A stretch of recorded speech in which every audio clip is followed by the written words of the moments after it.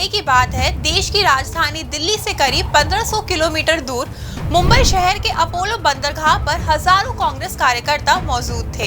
इन्हें किसी का इंतजार था और जिनका इंतजार था वो थे मोहनदास करमचंद गांधी और उनकी पत्नी कस्तूरबा गांधी। 1915 की उस 9 जनवरी की सुबह जैसे ही गांधी जी अपोलो बंदरगाह पर उतरे, इन कार्यकर्ताओं ने उनका गर्मजोशी से स्वागत किया। गांधी जी 24 साल की उम्र में एक केस लड़ने के लिए 1893 में साउथ अफ्रीका गए थे। वह 21 साल तक अफ्रीकी देश में रहे और जब वापस लौटे तो वह 45 साल के अनुभवी वकील बन चुके थे। कहते हैं कि वो गांधी बनकर गए थे और महात्मा बनकर लौटे। मोहनदास करमचंद गांधी पर उस दिन देश के 25 करोड़ लोगों की निगाहें थी और वो इसलिए क्योंकि अफ्रीका में रहते हुए उन्होंने जो लड़ाई लड़ी, उसी ने भारतीयों को भी उम्मीद दी कि यही नेता हमें आजादी दिला सकता है। साउथ अफ्रीका में ही गांधी जी के राजनीतिक और नैतिक विचारों का विकास हुआ, लेकिन इसके साथ ही उन्हें वहां अपने रंग की वजह से भेदभाव को झेलना पड़ा। एक बार तो उन्हें पीटरमैरिट्सबर्ग में फर्स्ट क्लास ट्रेन में यात्रा करने के लिए ट्रेन से बाहर फेंक दिया गया, क्योंकि वह कोच केवल गोरों लोगों के लिए आरक्षित था। वह पूरी रात ठंड में स्टेशन पर बैठकर कांपते रहे और सोचते रहे कि वह भारत वापस लौट जाए, यहाँ अपने अधिकारों के लिए लड़े।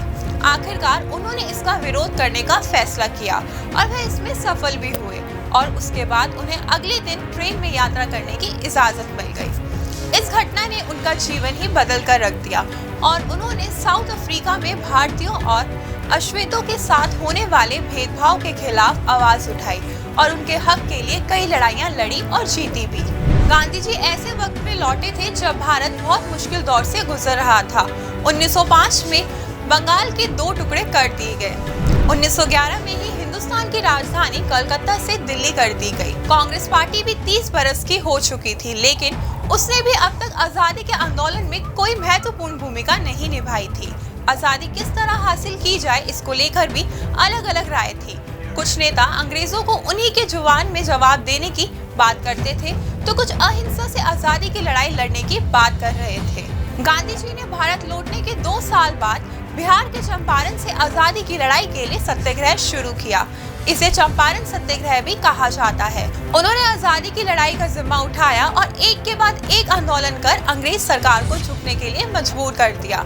महात्मा गांधी की दक्षिण अफ्रीका से भारत वापसी की याद में हर साल 9 जनवरी का दिन प्रवासी भारतीय दिवस के रूप में मनाया जाता है। प्रवासी भारतीय दिवस भारत के विकास में प्रवासी भारतीय समुदाय के योगदान को सम्मान देने के लिए मनाया जाता है।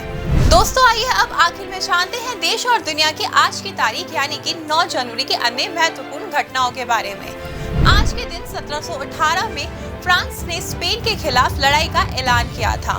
साथ ही 1793 में दुनिया के पहले गर्म हवा के गुब्बारे ने अमेरिका के फिलाडेल्फिया में उड़ान भरी थी।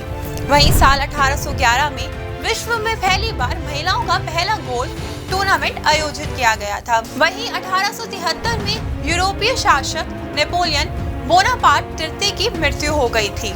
आज के ही दिन 1934 में अपनी आवाज के जादू से लाखों दिलों की धड़कन पर राज करने वाले गायक महेंद्र कपूर का जन्म हुआ था। वहीं 1941 में यूरोपीय देश रोमानिया की राजधानी बुकारेस्ट में 6000 यहूदियों की हत्या हुई। 1970 में सिंगापुर में संविधान को अपनाया गया था।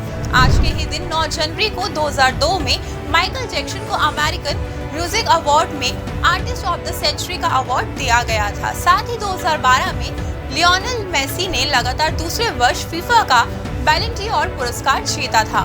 दोस्तों, अगर आपको हमारा ये वीडियो पसंद आया हो तो इसे अपने दोस्तों के साथ भी जरूर शेयर करें और अगर आपके पास हमारे लिए कोई सवाल है तो उसे कमेंट में लिखकर हमें जरूर बताएं।